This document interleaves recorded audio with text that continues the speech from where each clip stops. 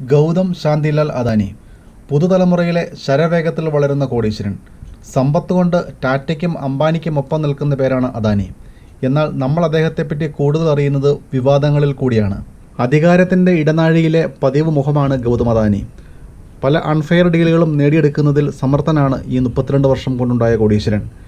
ഇന്ത്യയിലെ മൂന്നാമത്തെ റിച്ചസ്റ്റ് പേഴ്സണാണ് അദ്ദേഹം. 1.5 ലക്ഷം കോടി രൂപയാണ് ഇദ്ദേഹത്തിൻ്റെ ആസ്തി. ഗവൺമെൻറ് റിലേറ്റഡ് പ്രോജക്റ്റുകളിലൂടെയാണ് ഈ ബിസിനസ് കോൺഗ്ലോമറേറ്റിൻ്റെ വളർച്ച ശരവേഗത്തിലായത്. അദാനിയുടെ ദൃഷ്ടി പതിയുന്നിടമെല്ലാം തനിക്ക് സ്വന്തം. അത് കരയായാലും കടലായാലും വ്യോമയാനമായാലും. ഇന്ത്യയിലെ number 1 private power production company Adani ഗ്രൂപ്പിൻ്റേതാണ്.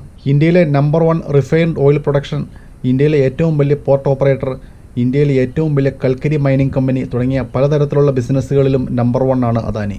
1962 ഗുജറാത്തിലെ ഒരു നോർമൽ ഫാമിലിയിലാണ് അദാനിയുടെ ജനനം.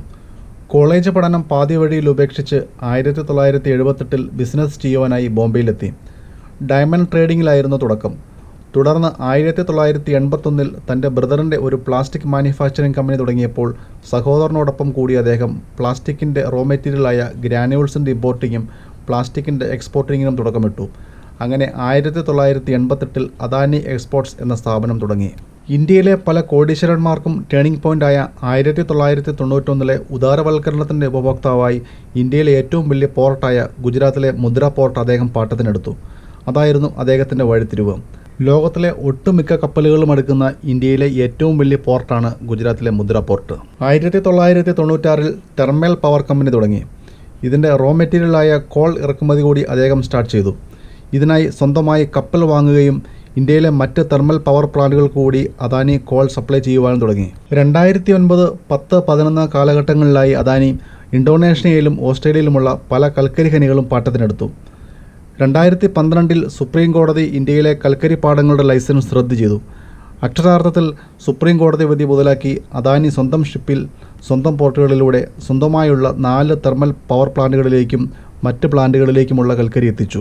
എല്ലാ ലോജിസ്റ്റിക്സുകളും സമർത്ഥമായി ഉപയോഗിച്ച അദ്ദേഹം ഇന്ന് കാണുന്ന അദാനിയായത് 2012 മുതലാണ്. ഇന്ത്യയിലെ വൈദ്യുതി ഉൽപ്പാദനത്തിൻ്റെ 80% തെർമൽ പവറിലൂടെയാണ് എന്നതിൽ നിന്നും അദാനിയുടെ കോൾ ബിസിനസ്സിൻ്റെ വലിപ്പം മനസ്സിലാവും. ഓസ്ട്രേലിയയിലും അദ്ദേഹം പോർട്ടുകൾ പാട്ടത്തിനെടുത്തിട്ടുണ്ട്. ഓസ്ട്രേലിയയിലെ പല ഏറ്റെടുക്കലുകളും പല വിവാദങ്ങൾക്കും വഴിവെച്ചിട്ടുണ്ട്. ഇന്ത്യയിലാകെ 10ഓളം പോർട്ടുകളാണ് അദ്ദേഹം ഏറ്റെടുത്തിരിക്കുന്നത്. 2010 അദാനി ഗ്രൂപ്പ് സോളാർ പവർ പ്രോജക്റ്റുകൾ സ്റ്റാർട്ട് ചെയ്തു. ഇന്ന് ഇന്ത്യയിലെ number 1 solar power company Adani ഗ്രൂപ്പിൻ്റേതാണ്. 2014 പ്രതിരോധ മേഖലയിലേക്കും agriculture, gas supply, aviation, electric transmission grid, ഭക്ഷ്യസംസ്കരണം എന്നീ മേഖലകളിലേക്കെല്ലാം കമ്പനി കടന്നു. സബ്സിഡറി കമ്പനികളുടെ ഒരു നിര തന്നെയുണ്ട് അദാനി ഗ്രൂപ്പിന്. ഇന്ത്യയിലെ ഏറ്റവും വലിയ ഡൈവേഴ്സിഫൈഡ് ബിസിനസ്സാണ് അദാനി ഗ്രൂപ്പ്. ചുരുങ്ങിയ കാലം കൊണ്ട് അത്ര വലിയ ഏറ്റെടുക്കലുകളാണ് അദാനി ഗ്രൂപ്പ് നടത്തിയിരിക്കുന്നത്. 50ലധികം രാജ്യങ്ങളിൽ അദാനി ഗ്രൂപ്പ് സാന്നിധ്യം അറിയിച്ചിട്ടുണ്ട്. പുറത്തുനിന്ന് നോക്കുമ്പോൾ കാര്യങ്ങളെല്ലാം കളർഫുള്ളാണെന്ന് തോന്നുമെങ്കിലും അദാനി എന്ന അസ്റ്റ്യൂട്ട് ബിസിനസ്മാനെ ഒരു തരത്തിലും ടാറ്റയുമായോ അംബാനിയുമായോ താരതമ്യം ചെയ്യാൻ സാധിക്കുകയില്ല. ഭീമമായ കടങ്ങൾ എടുത്തിട്ടാണ് അദ്ദേഹം ഈ റാപ്പിഡ് എക്സ്പാൻഷനെല്ലാം നടത്തിയിരിക്കുന്നത്. തന്നെയുമല്ല, അതിനൊത്തൊരു ഇൻകം കമ്പനികളിൽ നിന്നൊന്നും ജനറേറ്റ് ചെയ്യുന്നുമില്ല. അദ്ദേഹത്തിൻ്റെ പബ്ലിക് ലിസ്റ്റഡ് ആയ കമ്പനികളുടെ വാർഷിക റിപ്പോർട്ടുകൾ പ്രകാരം 1 ലക്ഷം കോടി രൂപയാണ് അദ്ദേഹത്തിൻ്റെ റവന്യൂ. അദ്ദേഹത്തിൻ്റെ ലാഭം 3000 കോടി രൂപയാണ്. എന്നാൽ അദ്ദേഹം എടുത്തു കൂട്ടിയിരിക്കുന്നത് 1 ലക്ഷം കോടിയിൽ പരം രൂപയുടെ കടമാണ്. അദാനി പവറിന് നവംബറിലെ കണക്കുകൾ പ്രകാരം കടം 42,000 കോടി രൂപയും, എൻ്റർപ്രൈസസിന് 23,000 കോടിയും, അദാനി പോർട്ടിന് 21,000 കോടി രൂപയും, അദാനി ട്രാൻസ്മിഷന് 10,000 കോടി രൂപയുമാണ്. 5,000 കോടി രൂപയുടെ ലോൺ SBI അദ്ദേഹത്തിന് ഓഫർ ചെയ്തത് ഈ കഴിഞ്ഞ ദിവസങ്ങളിലാണ്. ചുരുക്കി പറഞ്ഞാൽ ഫണ്ടമെൻ്റലി സ്ട്രോങ് അല്ലാത്ത കമ്പനികളാണ് അദാനിക്കുള്ളത് എന്നത് പേടിക്കേണ്ട ഒരു കാര്യമാണ്. ഗവൺമെൻറ് ഭാഗമായ കമ്പനികളിൽ നിന്ന് മാത്രമാണ് അദ്ദേഹം കാര്യമായ ലാഭം ഉണ്ടാക്കുന്നത്. വെറും 32 വർഷങ്ങൾ കൊണ്ട് ശൂന്യതയിൽ നിന്ന് ഒരു സാമ്രാജ്യം തീർത്ത അദാനി എന്ന ബിസിനസ്സുകാരന് ഒരു പൂപറിക്കുന്ന ലാഘവത്തോടെ കാര്യങ്ങൾ കൈകാര്യം ചെയ്യുവാനുള്ള കഴിവുണ്ട്. മറിച്ചാണ് സംഭവിക്കുന്നതെങ്കിൽ ഇപ്പോൾ കിട്ടുന്ന രാഷ്ട്രീയ സപ്പോർട്ടുകൾക്ക് എന്തെങ്കിലും കുറവുകൾ സംഭവിച്ചാൽ ഇന്ത്യൻ എക്കണോമിയെയും ഇന്ത്യൻ ബാങ്കുകളെയുമാണ് ഇത് ബാധിക്കുക. കാർഷിക ബില്ലിൻ്റെ പിന്നാമ്പുറങ്ങളിൽ ഉയർന്നു കേൾക്കുന്ന പേര് അദാനിയുടേതാണ്.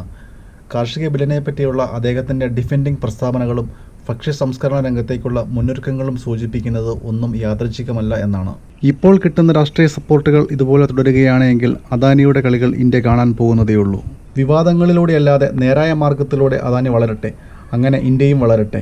അദാനി സ്വന്തം ബിസിനസ് വളർത്താൻ ശ്രമിക്കുന്നതിനോടൊപ്പം നമ്മുടെ എയർപോർട്ടുകളും തുറമുഖങ്ങളും വികസിക്കുകയാണെങ്കിൽ, സർക്കാരിന് നടത്താൻ കഴിയാത്ത വികസനങ്ങൾ അദാനി കൊണ്ടുവരികയാണെങ്കിൽ അതിൻ്റെ നേട്ടവും ജനങ്ങൾക്കാണ്.